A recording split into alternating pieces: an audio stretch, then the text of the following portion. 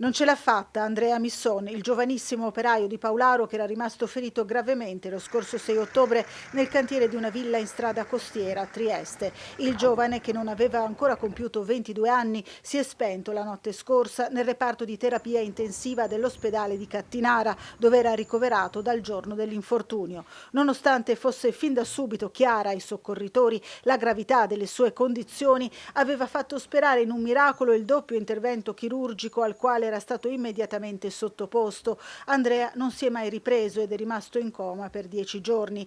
Il giovane, descritto come un lavoratore serio e scrupoloso, era dipendente della Costruzioni Screm Srl. Nel cantiere di ristrutturazione in costiera era stato travolto da un tubo di colata del cemento, improvvisamente staccatosi dalla sua sede, mentre stava operando su un'impalcatura. Il ragazzo era stato sbalzato dalla forza della tubatura sotto pressione ed era precipitato a terra da un'altezza di 5 metri.